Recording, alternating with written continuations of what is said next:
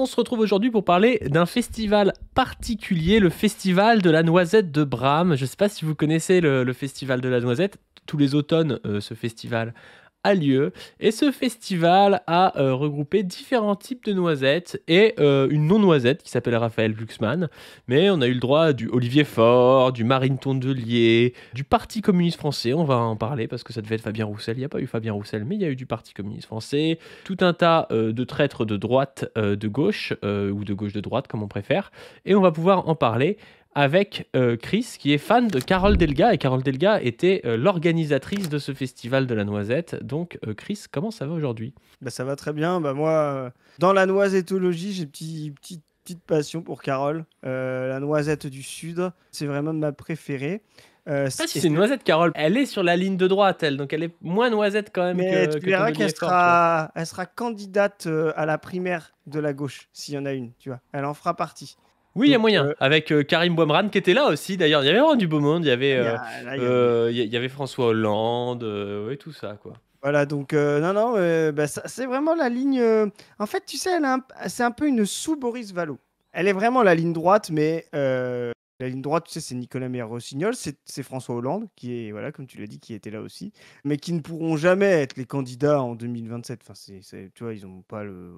Soit Meyer-Rossignol n'a pas le profil, soit Hollande est trop grillé. Donc, tu vois, c'est des gens qui vont vouloir incarner l'union de la gauche par la droite, tu vois. Et nous, on sait que l'élu, c'est Boris Vallaud, tu vois. Mais elle se voit comme Boris Vallaud, tu vois. Elle se dit, tiens, moi, je vais pouvoir faire ma ligne. En plus, j'arrive.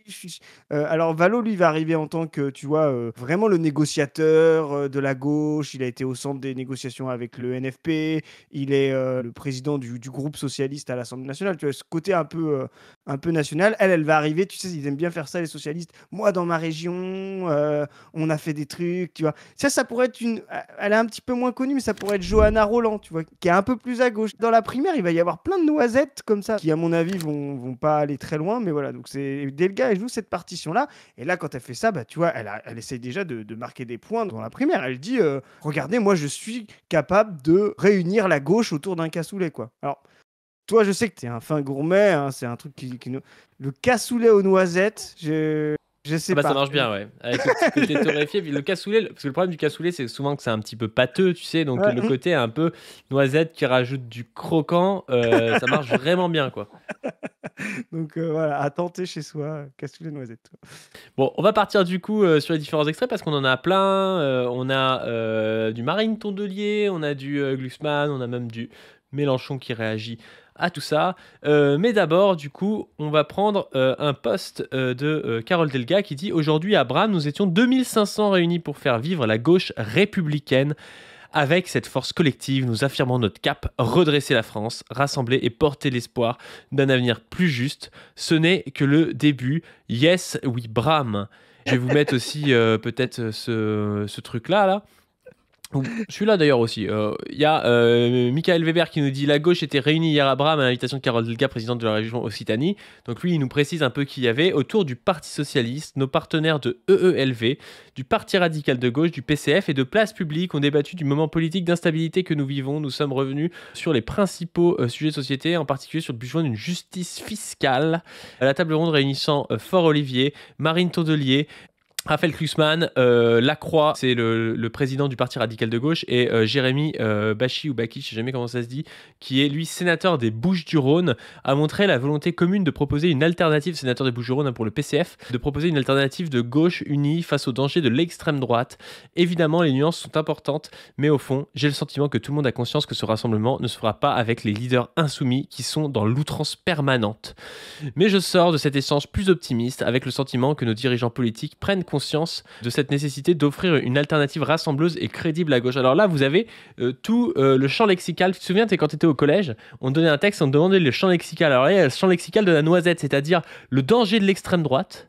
On a fait l'union, et alors là il y a un gloubi-boulga de gens qui pourtant ne pensent pas forcément pareil, parce que malgré les critiques qu'on a à faire pour le PCF, je vois pas ce que le PCF fout avec Place Publique et avec le Parti Radical de Gauche par exemple, ou même Marine Tondelier avec eux. Je veux dire, si elle veut représenter une écologie, je suis pas persuadé que le mandat Hollande a été un mandat très écolo. Mais voilà, parce qu'il y a l'extrême droite en face et parce qu'il faut sauver la France, il faudrait faire une sorte d'union nationale entre sauce dem un peu mou, un peu sauce libérale et tout, pour endiguer le risque fasciste. Et donc ça, c'est le truc un peu classique. Et je vais juste vous montrer. C'est l'URC, l'Union pour la reconstruction communiste, qui postait Parti communiste avec des guillemets français. Parce que là, vous avez du coup cette affiche où vous voyez Fabien Roussel à côté de Glucksmann, à côté d'Olivier Faure, à côté de Tondelier et à côté de Lacroix, donc du Parti radical de gauche. Et c'est quand même assez aberrant de voir le PCF qui essaie à chaque fois de dire on n'est pas insoumis, on n'est pas insoumis, on n'est pas insoumis, en disant ça revient souvent quand tu parles à des gens du PCF, les insoumis c'est des sauces d'em. Je veux bien, les insoumis, il y en a qui sont des réformistes, des SOSDEM, et même ils assument une stratégie réformiste, les insoumis. Mais ils se retrouvent quand même dans des trucs à côté, entre Raphaël Glucksmann et le gars du Parti radical de gauche. Alors là, j'ai 2 questions déjà. Que fout le PCF ici? Et deuxième question, le Parti radical de gauche existe encore? Je suis surpris, pour moi, c'est un truc qui s'est arrêté dans les années 40, tu vois, le Parti radical de gauche, mais non, en fait, c'est toujours présent. Moi, je veux un point sur ça, d'abord, sur les invités, et notamment le Parti radical de gauche, et puis après, on va pouvoir rentrer plus en détail sur cette rencontre à Bram. Qu'est-ce que tu penses de tout ça? Déjà, ce qui est marrant, c'est il est sur l'affiche Roussel alors qu'il n'est pas venu. Pour moi, on a vu son adversaire plus tard, je pense, dans les prochains congrès, Yann Brossa, qui lui y était. Alors, je crois qu'il n'a pas fait d'intervention, mais il est allé aux rencontres. Ah, il y était? J'ai pas vu Yann Brossa. Ouais, il y était. Donc, il y avait bien le PCF qui était important, Baki, comme tu l'as dit. Et donc, ce qui est drôle pour la photo, donc voilà, déjà un peu bizarre. Je sais pas pourquoi il n'est pas venu finalement, alors qu'il était sur l'affiche. Sur l'affiche, ce qui est drôle, c'est qu'on pourrait croire que les partis sont bien positionnés en termes de ligne de gauche à droite, tu vois. Peut-être les verts un peu plus à, tu vois. Mais t'es dur avec le PCF. Quand même. Mais justement, tu te dis pourquoi le PCF est là, tu vois. C'est le seul un peu bizarre en fait. Tu peux te dire que le PRG soit le plus à droite par rapport à Glucksmann, tu vois. Ok, que mais attends, je connais même pas leur ligne, le PRG actuellement. Ils font quoi? C'est qui est militant au Parti radical de gauche? Je veux dire, ça n'a aucun putain de sens. D'où ils sortent? Je veux dire, c'est trop bizarre. La dernière grande figure du PRG, c'était Taubira. Voilà. Donc toi, tu confonds. Elle était au PRG, Taubira? Ouais, elle a été au PRG. Donc aujourd'hui, leur boss, c'est Guillaume Lacroix. Je sais pas si tu connais, voilà. Mais le PRG, en fait, c'est. En vrai, je vais pas mentir, je connais pas trop. Hein. Vraiment, pour moi, c'est un parti du début du XXe siècle et de la fin du XIXe, le Parti radical de gauche. Le Parti radical socialiste, tu vois. Parce qu'en fait. Oui, je confonds avec le Parti radical socialiste. Voilà. Raison, ouais. Donc ça, c'est vraiment le fin du XIXe, début du XXe. Le parti de gauche vient des années 70, en fait. Hein. Ça vient de la scission de ce qu'on appelait en France le Parti radical, qui lui date du début 1900. Et est-ce qu'il est vraiment radical et est-ce qu'il est vraiment de gauche? Non, il a jamais été très radical, mais comme les radicaux socialistes, comme les partis radicaux, tu vois, voilà, c'était plutôt. C'est un parti qui s'est créé avec la SFIO, enfin, tu vois, donc à droite de la SFIO. Et dans les années 70, avec toutes les refondations du PS, etc., il y a eu le Parti radical de gauche, voilà. Donc c'est des gens qui sont très dans le républicanisme, pour un peu des tendances socialisantes, etc. Mais voilà, donc le Parti radical de gauche, c'est une scission de gauche des années 70 du Parti radical lui-même qui n'est pas les radicaux socialistes, quoi. Voilà. D'accord. Et du coup, sur la place du PCF, c'est que le PCF est bloqué. Ils essaient d'apparaître unionistes, je pense, même si je les respecte encore assez pour penser qu'ils vont pas avoir une candidature commune avec le Parti radical de gauche et avec Raphaël Glucksmann. Espérons. Mais ils s'affichent quand même dans ce truc-là. Ils osent laisser foutre Roussel sur une affiche et puis envoyer des numéros 2, des numéros 3 du parti là-bas, quoi. Il y avait Brossa quand même. Brossa, c'est pas n'importe quoi. Pour moi, c'est le numéro 2 du parti. Hein. Il n'a pas fait d'intervention, donc je trouve qu'il est venu serrer des mains et manger du cassoulet, je pense. Mais il y avait le cassoulet aussi du PCF, c'est peut-être pour ça, ouais. Candidat à la mairie de Paris, quand même, Yann Brossa, donc voilà, c'est pas rien. Et à mon avis, pour moi, c'est quelqu'un qui a un avenir de successeur de Roussel sur cette ligne. Et du coup, c'est intéressant parce que je ne pense pas que le PCF reviendra au front de gauche, même si, bon, à voir, comme on a pu l'avoir fin des années 2000, début des années 2010, là, avec la candidature et 2012 et 2017.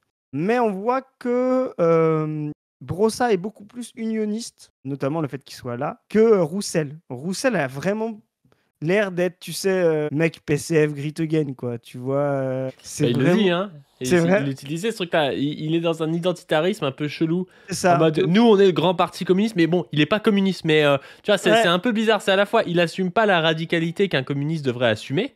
Il bégaye à chaque fois. C'est Tu sais, ça. communisme dans sa bouche, c'est comme s'il disait je suis républicain, tu vois. Ça veut tout et rien dire, tu vois. Ça veut dire à la fois je suis pour la sécurité sociale, mais ça veut aussi pouvoir dire je suis pour la laïcité de la loi de 1905, tu vois. Enfin, genre ça veut tout et rien dire, communisme dans sa bouche. Et en tout cas, ça veut pas dire une stratégie révolutionnaire qui voudrait abolir la propriété privée des moyens lucratifs de production, tu vois.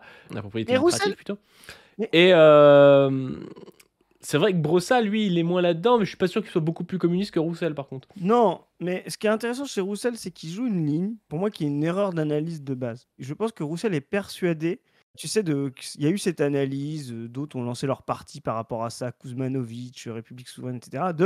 Il y a eu un grand moment républicain national de gauche en 2017 avec Mélenchon, le Mélenchon de 2017, tu vois, et auquel ils ont participé, le PCF. Mais depuis, ils sont devenus islamo-gauchistes. Et donc, nous, on va recapter les masses nationales républicaines de gauche qui veulent et de la sécurité et en même temps du drapeau français. Tu vois, je pense qu'ils croient à ça, c'est-à-dire la théorie du revirement entre 2017 et aujourd'hui, ou 2017 Ouais, et le truc un peu 2022. Terra Nova, et Ouais, puis bah, pas Terra Nova, parce que Terra Nova, c'est bien, c'est bien bien avant, plus mais un peu ancien. aussi, tu vois, c'est un peu cette vibe-là, tu vois, de dire ils ont C'est la base abandonné les Kuzmanovic, ouvriers quoi. pour les Voilà, exactement. quartiers et les Exactement. bobos, tu vois.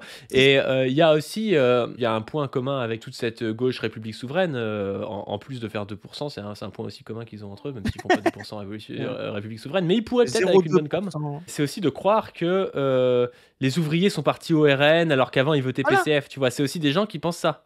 Ils pensent que si demain on avait à nouveau, je sais pas, un PCF fort, ils récupéreraient les ouvriers qui votent RN. Alors que c'est faux, s'il y avait un PCF fort, ils récupéreraient peut-être l'électorat de Jean-Luc Mélenchon, des ouvriers qui votent déjà à gauche, mais ils récupéreraient pas les ouvriers qui sont racistes et fascisés, tu vois, parce que c'est une part des ouvriers qui ont toujours voté à droite et qu'aujourd'hui qui se fascisent dans la crise. Mais il y a vraiment cette erreur d'analyse là aussi, tu vois. Et Ouais, c'est un truc qu'il a essayé de jouer d'ailleurs sur son propre territoire et il s'est brûlé les doigts parce qu'il a même perdu son territoire, tu vois. C'est exactement. Ruffin aussi qui pense comme ça. C'est ça, tu vois. C'est toute cette logique-là. Et en fait, tout est faux, hein, parce que le vote de Mélenchon 2017 est un vote de gauche, quoi. Il siphonne l'aile gauche du UPS, plus la base qu'il avait. Si tu veux, en fait, il y a 40% qui votent Hollande plus Mélenchon en 2012. Tu vois, ça fait à peu près ça. Mélenchon fait à peu près 12, Hollande fait à peu près 28. Et en fait, ce qu'on voit, c'est que ce bloc-là se sépare en 2017, 5 ans plus tard, entre Macron et Mélenchon. Tu vois, c'est un bloc où il y avait déjà du Macron dans Hollande, il y avait déjà un électorat centre-droit de gauche, je ne sais pas comment on peut le dire, tu vois.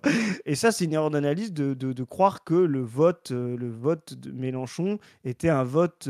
Alors, c'est ça que les gens ne comprennent pas. C'était un vote critique de la gauche, mais de gauche. Voilà, c'est ça 2017. Les gens ne comprennent pas.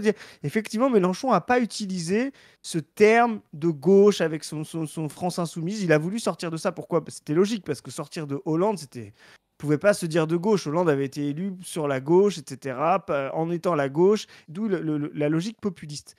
Mais c'était profondément sociologiquement, idéologiquement, des gens qui votaient déjà à gauche. C'était la gauche critique d'elle-même, la gauche critique du Parti socialiste, en fait, dont beaucoup avaient voté socialiste, la gauche, comment dire, gueule de bois, quoi, tu vois, qui n'ose plus dire de gauche, tu sais, comme quand tu te dis, oh non, plus jamais je picole, parce que, tu vois, parce qu'hier j'ai trop fait la fête, quoi. Mais là, c'était la gauche comme ça, la gauche gueule de bois de Hollande qui dit, ah non, plus jamais je parle de gauche, parce que là, ça a été trop traître, quoi, tu vois. Mais profondément, c'était les mêmes gens, quoi. C'était vraiment un bloc de gauche. Ça n'a jamais été du populisme, des gens, comme tu dis, venus du RN, venus de la droite, qui se sont mis à voter Mélenchon en 2017. Peut-être un petit peu, mais à la marge.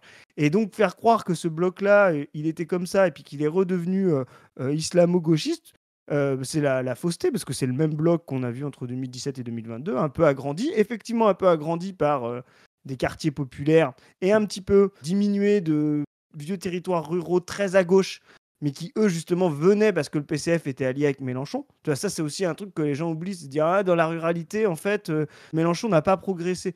Oui, mais il n'a pas progressé parce qu'en fait il y avait une candidature PCF qui les captait historiquement cela. Et à l'époque ils votaient Mélenchon parce qu'il n'y avait pas de candidature PCF. Donc il faut faire l'amas des deux, tu vois. Et ça c'est l'erreur à mon avis de diagnostic sociologique que le graphique nous aide à comprendre. Et donc, bah, c'est pour ça que il fait que 2-3%, il n'en fera pas plus, parce qu'il n'y a pas de masse à 15-20% populistes, transbloc, etc., que eux peuvent s'imaginer. La ligne de Brossa est plus cohérente en termes de voilà, union de la gauche, c'est un peu l'aile Ouais, mais c'est gauche union de du la gauche même avec la gauche-oriel. France Insoumise, bro, ça. C'est pas union de la gauche sans la France Insoumise.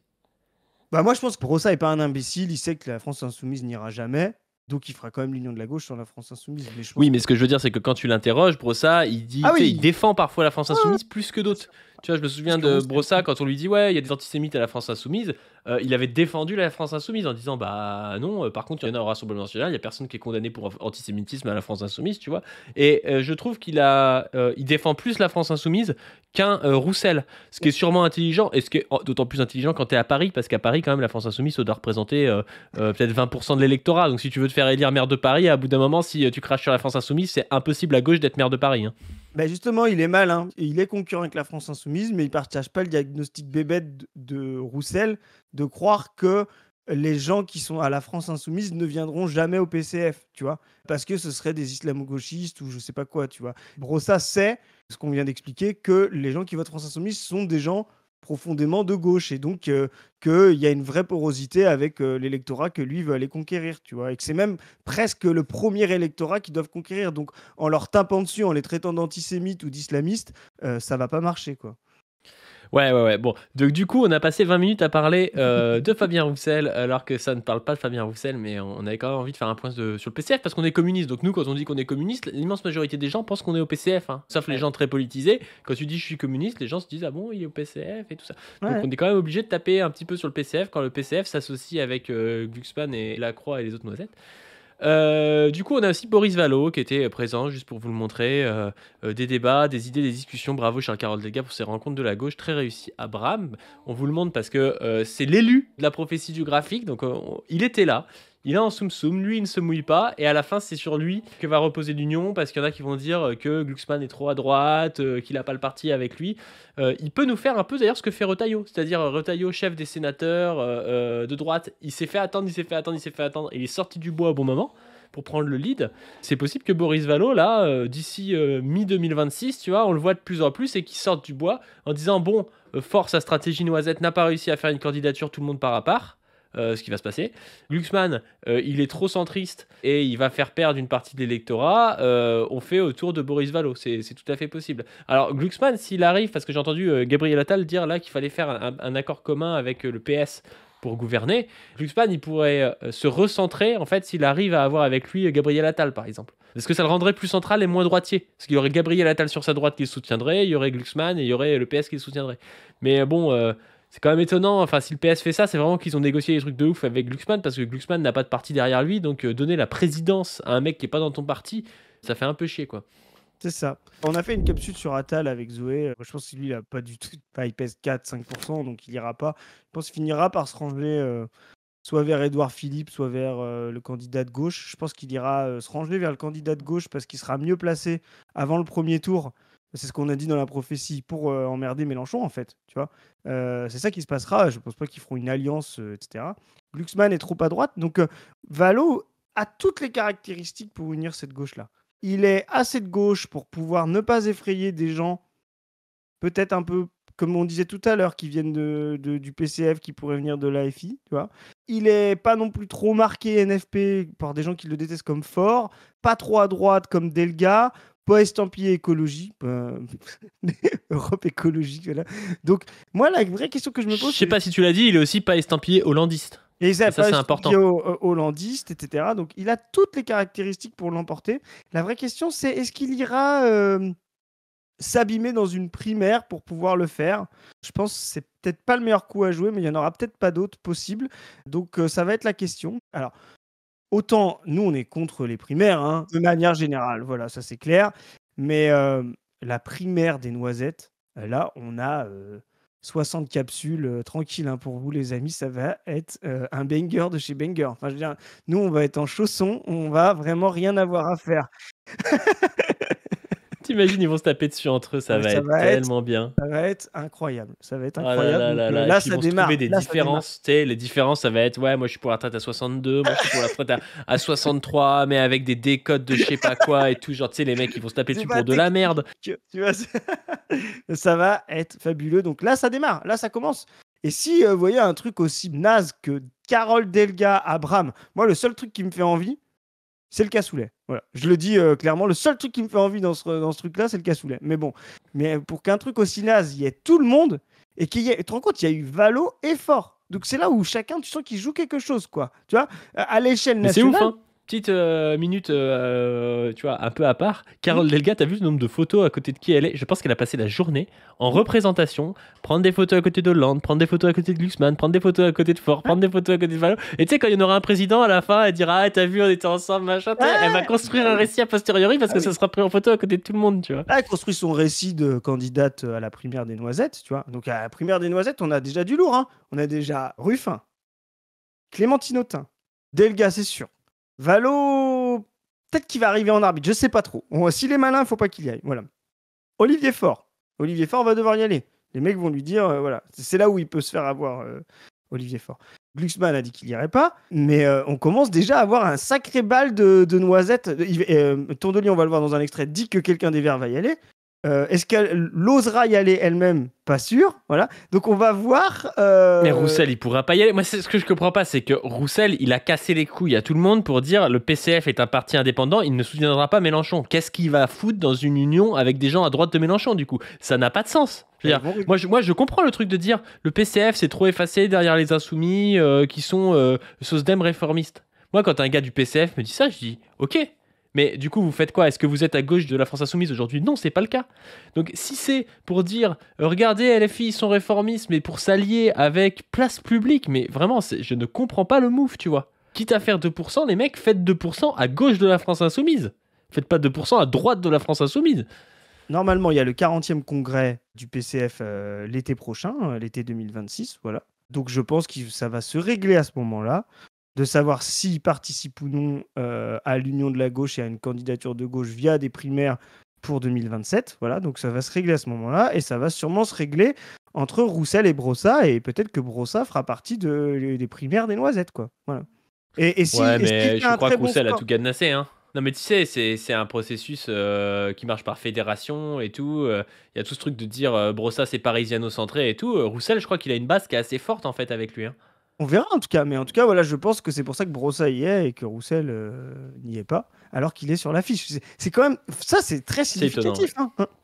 Ouais, c'est étonnant. Surtout qu'en plus de ça, il semble que ce soit sa recette de couscous qui a été utilisée. De couscous ouais, de couscous de cassoulet. Le couscous au... Ouais, la recette du couscous de Roussel. Il y a du porc dedans, des saucisses. En fait, c'est le cassoulet, le couscous de Roussel. Moi, je pense que c'est vraiment ton lapsus, c'est vraiment vrai. Mais Roussel te promet un couscous pour faire ouvert, mais au final, tu te dis, c'est bizarre, la semoule, c'est des haricots et les merguez, c'est du porc, tu vois. Du porc et du canard, ouais, c'est un peu bizarre, t'inquiète, c'est comme ça qu'on le fait dans le Nord et tout. Au programme du CNR, ce qu'on avait servi et tout. Exactement. Donc du coup, il y a eu le cassoulet. Le cassoulet est un peu traître. Alors il y a les ponches qui sont un peu traîtres, mais là, le cassoulet, quand même, vous avez François Hollande, vous avez Gage, là vous avez Karim Bouanran, et là vous avez Carole Delga. Carole Delga, on n'en a pas parlé là, depuis le début, on en a parlé, mais sans dire ce qu'elle a fait. C'est quand même la meuf qui avait dit qu'il fallait interdire les manifs pro-palestiniennes, quoi. Ça a toujours été l'aile droite du PS, hein. C'est quelqu'un qui a 55 ans, donc qui fait partie de la génération Valls, etc. Pro-Hollande, soutien même presque de Macron en 2017, enfin vraiment très, très anti-Hamon et tout. Donc c'est vraiment l'aile droite qui était proche du PRG, voilà. Donc c'est vraiment l'aile droite du PS, quoi. Et pour info, elle a refusé de faire la NUPES et le NFP. Et elle a fait élire plus d'une dizaine de candidats RN par refus de l'alliance avec le NFP dans des triangulaires. Voilà. Donc elle est responsable quand on accuse souvent Padu d'avoir fait monter le RN avec son appel en 2022. Ben, en fait, la réalité, c'est qu'il y a une personne qui a augmenté de 10 députés le RN de 2022. C'est Carole Delga, justement par refus d'alliance de gauche, NUPES et NFP. Donc vraiment, c'est vraiment l'aile droite de droite, hein. Donc c'est vraiment plutôt le Hitler que le Front Populaire, elle, hein. D'ailleurs, ça fait penser à ça. Là, va y avoir un espèce de, je pense à la primaire, il y a moyen qu'il y ait une espèce de tokenisation, tu vois, que Karim Bouanran y aille en disant ouais, non, mais voilà, moi je suis le renouveau, et puis un peu jouer son côté un peu Obama. arabe et tout. Le nouveau Obama, comme il avait dit, non? Ouais, le nouveau Obama, ouais. Et Carole Delga, elle va dire oui, on a besoin d'une femme, machin et tout. Enfin, je pense que ça va être cringe parce que comme ils ont la même ligne, quand t'as la même ligne, t'es obligé de faire comme si c'était un duel de personnalité, tu vois, comme à bah droite. oui, bien sûr. Et eux, ils ont tous la même ligne pour le coup. Donc ils vont faire croire que c'est un duel de personnalité, que elle c'est une femme, lui c'est le maire de Saint-Ouen, arabe, machin et tout. Valo il va arriver en disant moi j'ai l'expérience et tout. Enfin tu sais, ça va être vraiment des trucs individualisants de merde et tout, dont tout le monde se fout. Ouais, et Quoi. puis tu vas voir, Valo, il va s'afficher avec sa femme, Najat, tu sais, ils vont jouer le couple présidentiel, mixte. Bah c'est sûr. Ça va être. Je te dis, la primaire des noisettes, ça va être banger. Ça va être chef-d'œuvre. Donc du coup, 2 tonnes 5 de cassoulet, alors ça a été recompté à 2 tonnes 4, c'est un peu comme sur des fois le 100 mètres, tu sais, t'as l'arrivée, on te dit 9,96, en fait c'est recalculé à 9,95 avec le vent ou un truc comme ça. La somme de cassoulet qu'il y aurait eu à ce moment-là, pour un nombre de personnes, on sait pas trop, parce qu'ils disent qu'il y a eu 2500 personnes. Alors il semble que ça a été recompté tout ça, et que à défaut de 2500 sur la photo, on voit 248 personnes apparaître. Donc on ne sait pas si c'est 2500 ou si c'est 250, peut-être qu'ils sont trompés d'un zéro, mais en tout cas, Carole Delca a annoncé 2500 personnes. Ce qui va avec les 2 tonnes 5 de cassoulet, ça fait 1 kg de cassoulet par personne, c'est à peu près la dose qu'on compte, je pense, 1 kg de cassoulet. C'est la recette de Fabien Roussel, donc il compte 1 kg par personne. C'est la recette de couscous, mais voilà, c'est comme ça. Sinon, ça fait 10 kilos par personne. Alors, à moins que Gérard Depardieu soit invité, peut-être que ça fait la moyenne, mais en tout cas, là, ça fait beaucoup de cassoulet pour la photo. Mais peut-être... Le PS a l'habitude de dilapider l'argent en général et de faire n'importe quoi avec. Peut-être qu'ils ont été facturés 2 tonnes 4. Tu vois, à la fin, à la fin, le mec il est arrivé avec 300 kilos et ça a fait le compte. Tu vois ce que je veux dire? Mais peut-être que la facture, il y a bien 2 tonnes 4. Tu vois, à mon avis, c'est plutôt ça. Tu vois, le traiteur est un malin. C'est possible. Et disait, vous avez annoncé 2500 personnes, je fais 2 tonnes 4. Moi, je m'en fous si vous êtes 250 à la fin. Mais là, c'est trop marrant parce que là. Regarde, tu la vois. Là, Delga, elle a changé de table, tu vois. Tout à l'heure, elle était avec Hollande, Gage et Boimran. Donc là, c'est l'extrême droite. Et là, maintenant, elle est avec Cazeneuve. Elle élargit aussi vraiment l'aile droite de chez droite, quoi. Enfin, vraiment, Glucksmann, Olivier Faure, tu vois. Donc la meuf, en fait, elle va à toutes les tables se faire prendre en photo avec tout le monde. C'est vraiment trop drôle. Mais ce qui est fou, c'est qu'il y a vraiment tout le monde. Oui, il y a tout le monde, ouais. Il manque personne de ces histoires d'union de la gauche. Il y a Cazeneuve, c'est pas la réunion de second couteau, quoi. Tu vois, c'est vraiment, il manque que Roussel. Il n'y a pas Ruffin. Il n'y a pas Ruffin, il n'y a pas l'après. Oui, alors que c'est ceux qui de base se disaient unionistes. C'est un peu ça qui est presque étonnant, tu vois. Bah, c'est parce que eux ils jouent la carte de vraiment de ramener les insoumis, tu vois. Là. Je pense que ça sent trop le social traître, même pour eux. Oui. Eux, ils jouent la carte de on fait le programme du NFP. Eux, ils sont pas là pour faire le programme du NFP. Ils sont là pour faire le programme de Justin Trudeau ou d'Emmanuel Macron. Donc c'est un peu différent. Quoi. C'est ça. Donc on va passer maintenant à de l'analyse. Après 30 minutes d'analyse de cassoulet et du PCF, on va passer à l'analyse de ce qu'ils disent. Alors Marine Tondelier, elle a été favorable comme d'habitude à l'union parce que c'est la reine des noisettes. Et une union, y compris avec LFI, vous allez voir que ça fait de la friction parce que Glucksmann lui dit bah non, sans LFI. Puis l'union, il faudrait quand même que ce soit derrière lui, quoi. Parce que c'est un peu le but de l'union, c'est comme la démocratie interne. Le but de la démocratie interne, c'est que ça soit derrière toi, et le but de l'union, c'est que ça soit derrière toi aussi. En général, c'est ça, tu vois. Parce que sinon, c'est pas l'union, tu vois. Pas la vraie, en tout cas. Si on se dit qu'il faut forcément que Jean-Luc soit candidat parce qu'il a décidé d'être candidat et que du coup Raphaël dit forcément qu'il veut être aussi candidat parce qu'il a décidé d'être candidat, ça ne marchera pas. Je ne connais pas beaucoup d'électeurs de Raphaël Glucksmann qui vont dire finalement je déteste ça, comment elle les appelle par leur prénom. Et Jean-Luc et Raphaël et tout, on croirait une prof qui a pris deux gamins par l'oreille, tu sais, qui disent c'est pas bien, vous jouez au foot, mais vous arrêtez de faire des tacs comme ça, c'est dangereux et tout. C'est insupportable. Je veux dire, c'est pas une histoire de conflit entre un petit Raphaël et un petit Jean-Luc, c'est une histoire de conflit politique avec deux lignes différentes. Et Jean-Luc Mélenchon le dit, Raphaël Glucksmann le dit. Ils le disent très bien, ils disent on n'a pas la même vision du monde, vous allez voir tout à l'heure, on n'a pas les mêmes lignes et donc du coup on a besoin de deux candidatures différentes. Et elle dit ah bah non mais Raphaël, il faut que tu sois gentil avec Jean-Luc et tout et faire une candidature autour de moi, tu vois, insupportable. Plus qu'une prof, c'est une déléguée de classe un peu. C'est vraiment, tu sais, la suppo des profs. Tu sais, genre, celle qui dit ouais, Raphaël, Jean-Luc, c'est bon, vous arrêtez de vous engueuler à l'arrière du car. On est tous là pour aller en voyage scolaire à Vienne. Nous, ça fait 3 mois qu'on organise le truc avec l'équipe du bureau des élèves. Il y a ce côté donneuse de leçons un peu insupportable. Ah ouais, donneuse de leçons, là. En plus, tu sais que c'est la première de la classe, qui a jamais galéré, tu vois, enfin, fille de Bourges et tout. Bon, bref, elle m'agace. me rabat sur Jean-Luc Mélenchon et voir Jean-Luc Mélenchon prendre de l'envol pour aller au deuxième tour. Et je ne connais pas non plus beaucoup d'électeurs de Jean-Luc Mélenchon qui vont se dire que finalement ils vont voter pour Raphaël Glucksmann parce que ceux qui voulaient faire ça, ils l'ont déjà fait aux européennes.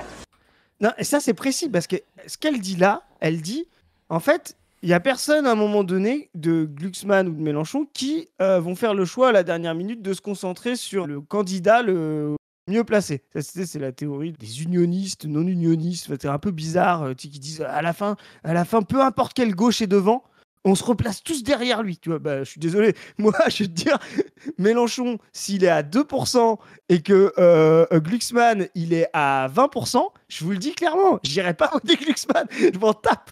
Donc, bref. Du coup, il vise quoi? Il vise 30% au premier tour? Non, mais, je veux dire, on s'en fout parce que très clairement, il y a la place pour qu'il y ait deux personnes à 15-16% à gauche et que ça suffise. Il n'y a pas besoin d'avoir 35% au premier tour et puis de pas avoir de dynamique derrière, quoi.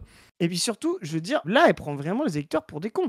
Elle dit, s'ils ont chacun leur base et leur ligne, bah oui, ils vont pas se reporter l'un et l'autre. Moi, ça, je suis d'accord. Par contre, si on les met tous les deux dans une boîte un peu artificielle avec un faux programme, etc., les électeurs, ils sont tellement cons qu'ils vont s'additionner comme des débiles. Tu vois, mais vraiment, c'est vraiment prendre les électeurs pour des crétins. Et déjà, ce n'est pas ce qui se passe. On l'a démontré de nombreuses fois. Allez voir nos capsules sur le NFP. Je pense qu'il va falloir qu'on en refasse une là-dessus, parce qu'elles sont vieilles et qu'il va falloir... Mais ce n'est pas ce qui se passe. Ça ne s'additionne pas sur 4 électeurs, 3 chez Mélenchon et 1 chez Glucksmann. Quand vous faites un NFP avec les deux, il y a un Mélenchonien qui vient pas et il y a un tiers de Glucksmannien qui vient pas. Voilà, c'est vraiment... Quand t'es Mélenchonien, je vois pas pourquoi tu viendrais dans une alliance avec Carole Delga qui voulait interdire les manifs pro-palestiniennes. Je veux dire, au bout d'un moment, faut être un peu cohérent. Hein. C'est n'importe quoi. Et là, vraiment, vous voyez, là, elle, vraiment, c'est elle, sans faire exprès, parce qu'elle n'est pas fut-fut, quoi. Mais elle fabrique de la tambouille politicienne en faisant croire que les électeurs sont assez cons. C'est-à-dire, ils savent voir le rouge d'un côté et le rose pâle de l'autre, mais que si on les met ensemble et qu'on les recolore en rose foncé, c'est bon, personne ne verra la différence. Bah si, on voit la différence des deux côtés. D'où ce que tu disais sur la vision du monde. Voilà. Et donc, on n'a pas le choix que d'organiser une primaire de la gauche et des écologistes où tout le monde est le bienvenu. Il y a déjà François Ruffin qui est candidat, il y a Clémentine Autain qui est candidate, il y aura dans les semaines à venir une candidature écologiste et puis il y aura une ou plusieurs candidatures socialistes. Oh, ça va être tellement bien. Non, mais ça me fait trop marrer, putain. Non, mais déjà, la primaire populaire, là, c'était déjà ridicule. Ah ouais. Ce truc-là. Et alors là, cette primaire-là, elle est encore plus ridicule parce qu'elle va aller au bout de la primaire. Tout ça pour donner un candidat qui va être dans les pattes de tout le monde. Peut-être faire perdre Glucksmann et Mélenchon. Tu sais, c'est possible aussi. Parce qu'il va y avoir un teubé qui va faire 6%, tu vois, au milieu des deux, quoi. Mais la primaire populaire, c'était un truc un peu organisé, tu sais, je sais pas quoi. Enfin, c'était faussement société civile, tu vois, voilà. Là, en plus, ça va être organisé par les grands partis.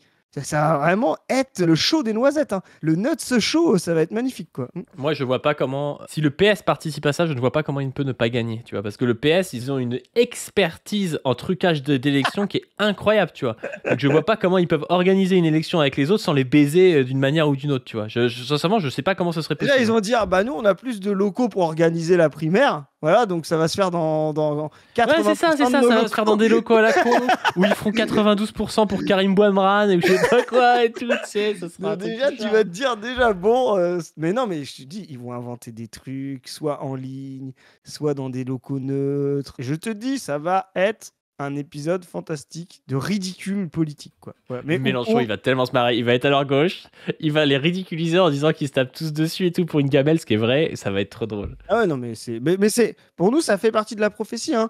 Ça fait partie de la prophétie que ce truc-là prenne beaucoup de place et échoue. Tu parlais de la primaire populaire, ça a aussi participé à la dynamique de Mélenchon. Hein. En plus de ça, tu sais, c'est un peu comme les AG indignons-nous, bloquons tout, tu vois. Il y a des villes, en fait, où ça a été beaucoup pris par des militants qui étaient assez efficaces et assez habitués à des dynamiques de parti. Et puis, il y en a d'autres où ça a été très toto, tu sais, où fallait voter le vote, fallait voter l'AG et tout, et ça prenait une gigaplombe, tu vois. Et ben, le fait d'avoir fait ça, moi, j'ai eu plein de gens en MP, ça les radicalise pour aller dans des partis structurés. Bah ouais. Parce qu'ils disent putain, ça fait 3 fois que je vais dans des AG, au bout de 4 heures, il n'y a rien qui est Mais- voté, ça me casse les couilles et tout.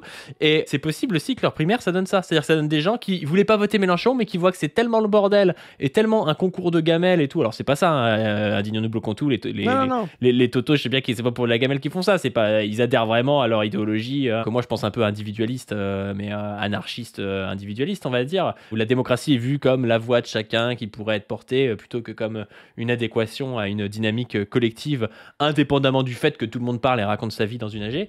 Mais bref, c'est une autre question. Mais tu vois le truc, Non, mais je moi, pense que là, ça peut dégoûter des gens des primaires et faire voter Glucksmann ou faire voter Mélenchon en se disant non mais leur truc de gamelle, on s'en bat les couilles, on vote pour une ligne.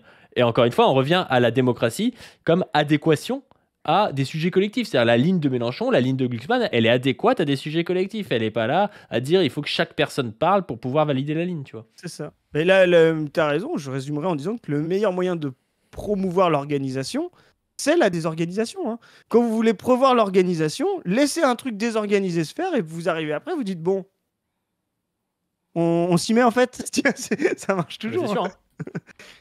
Et donc, je le dis à Raphaël Glucksmann, parce que c'est lui qui est là aujourd'hui, il est attendu de pied ferme dans cette primaire, et je dis aussi aux Insoumis que s'ils ne viennent pas, ils porteront la responsabilité de ne pas être venus dans le combat antifasciste. Et moi, S'ils ne viennent pas, ils porteront la responsabilité de ne pas être venus. Oui, d'accord. moi déjà, moi, quand Marine Tondelier me dit je suis attendu de pied ferme à faire un truc, je suis un enfant, j'ai envie de faire le contraire. Ouais, et puis c'est pareil, tu sais, c'est les limites des trucs comme ça, de vote et tout. Quand tu fais une primaire qui est appelée par quelqu'un, en fait, ça va plus être les électeurs de Marine Tondelier qui vont voter que les autres, Et parce que bien c'est elle qui fait la sûr. pub du truc. C'est comme si là, demain, je disais à Marine Tondelier, tu vois, genre, on faisait la pub dans nos microcosmes communisme et tout d'une primaire communiste, et au dernier moment, on dit à Marine Tondelier, bah viens, soumets-toi au vote. Bah le vote, il va pas être pour toi, parce qu'en fait, les gens qui s'intéressent à cette primaire communiste, c'est que des gens qui sont communistes, en fait, tu vois. Et là, c'est un peu ça, le truc, ça fait depuis le début que Mélenchon et Glucksmann disent non. S'ils y vont, c'est un traquenard pour eux, parce qu'en fait, ils gagneront jamais, alors que c'est évident que leur ligne est beaucoup plus adéquate à des électorats, et que Glucksmann et Mélenchon feront des beaucoup plus gros scores que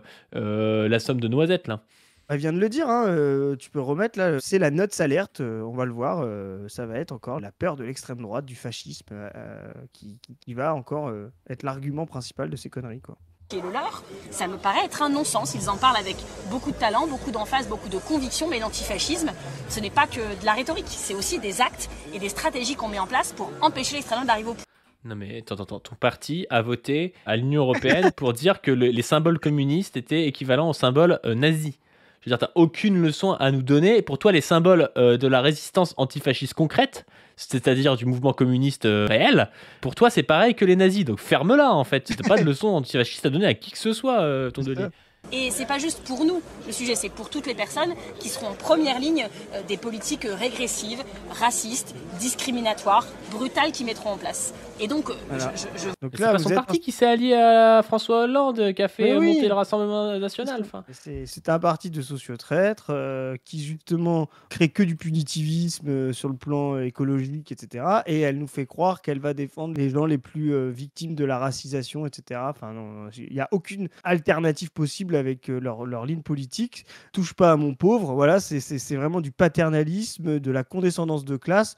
Bon, bah ouais, franchement, ne vous faites pas avoir pour ça. Je veux dire, le fascisme, on le fait reculer en l'affrontant. On ne le fait pas reculer avec des stratégies de cassoulet, avec Carole Delga et des unions de bureaucratie, quoi. C'est n'importe quoi.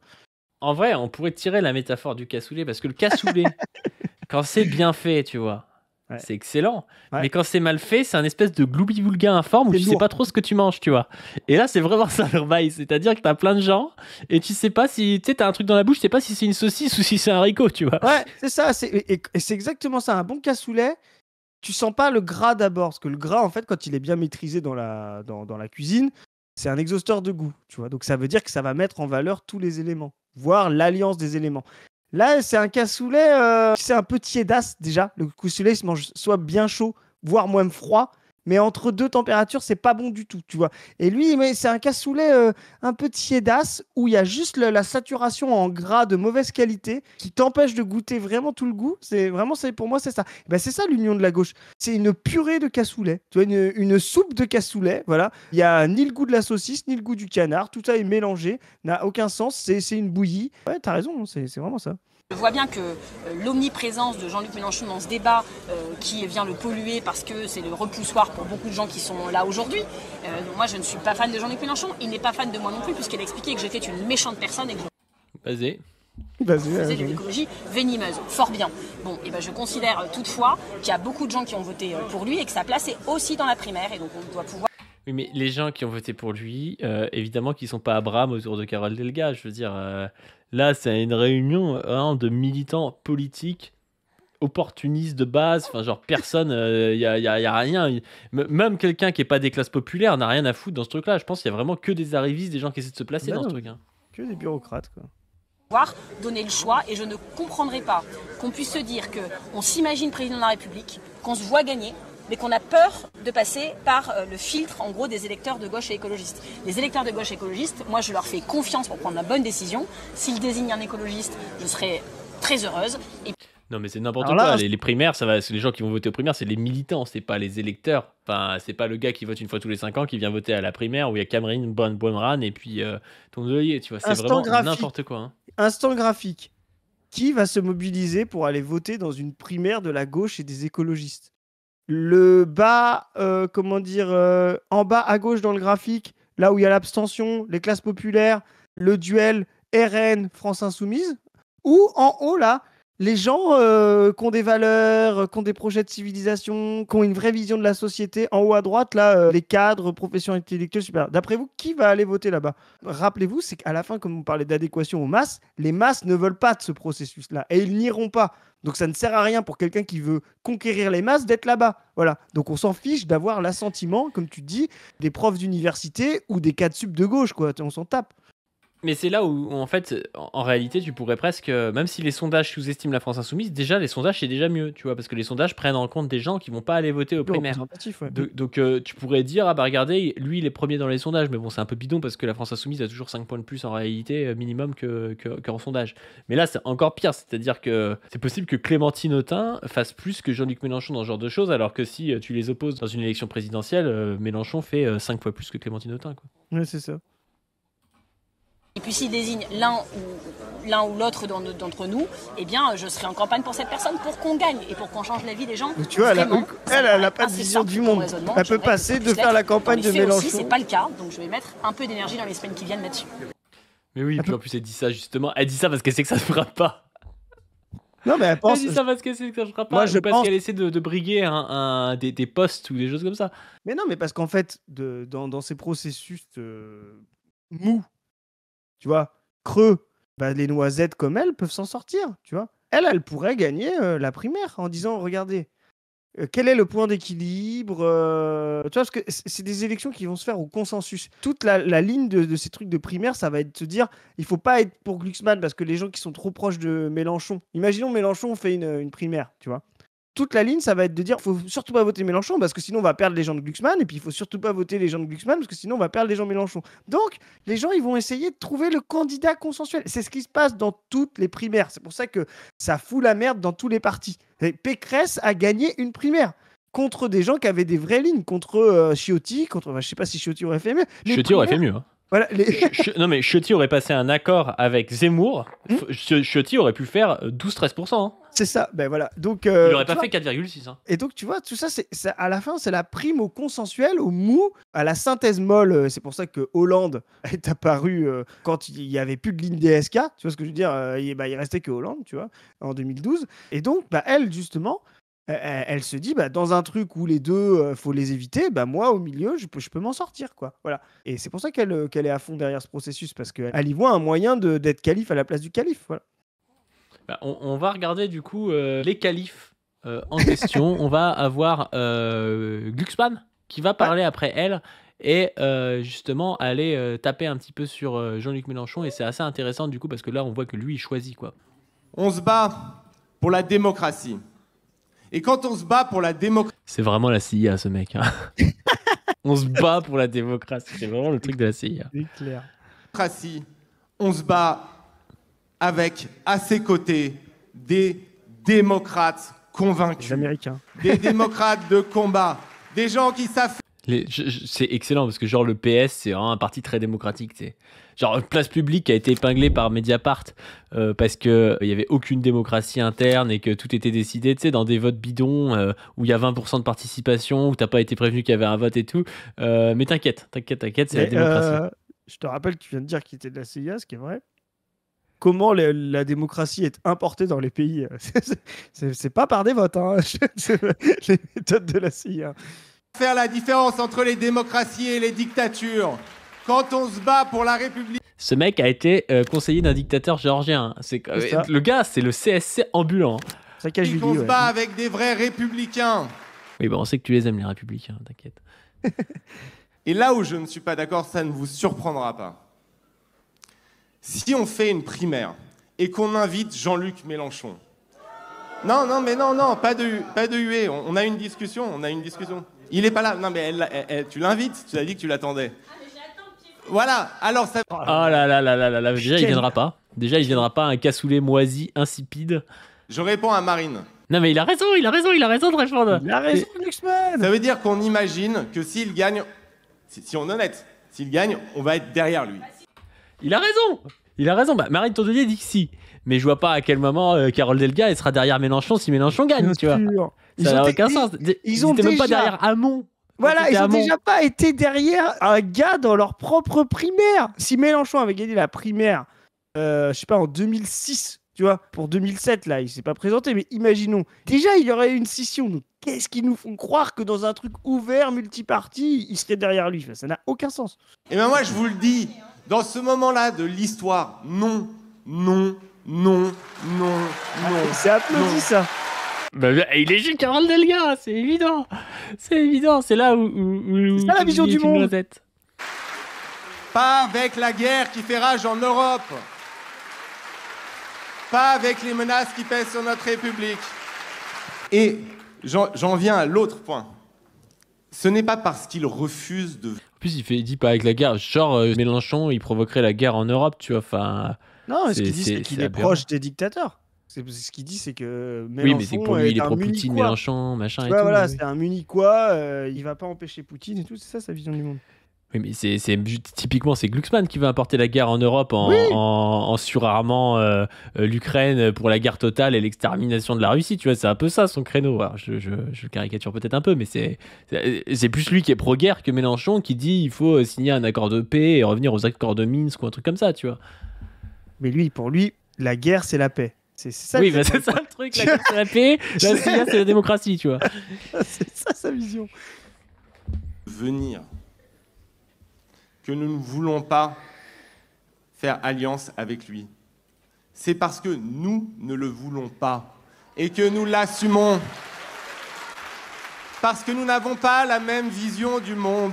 Voilà. Ah, il dit le terme. Putain, il a lu Lucien Goldman entre-temps. Bah, bien sûr, il sait ce que c'est. De la France, de la démocratie, de l'Europe.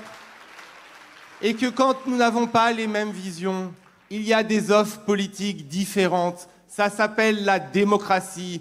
Et que c'est bien de citer François Mitterrand, et avec tout mon respect, parce que je vais parler des communistes, avec tout mon respect. Mais il va leur faire la leçon sur François Mitterrand en disant qu'ils se sont fait baiser par François Mitterrand. J'ai peur. Attends, ça fait rire. Putain, on va pouvoir appeler la capsule Raphaël Glucksmann fait une masterclass au PCF. Double. Non, au PS. Tu confonds PS et PCF, c'est un peu... Mais non, ils disent PCF, là. Ah oui, c'est vrai, pardon. François Mitterrand, il n'est pas devenu président suite à une union avec le Parti communiste aux élections présidentielles. Il écoute les capsules. Est devenu président parce qu'il a battu le Parti communiste et qu'il a gagné les élections.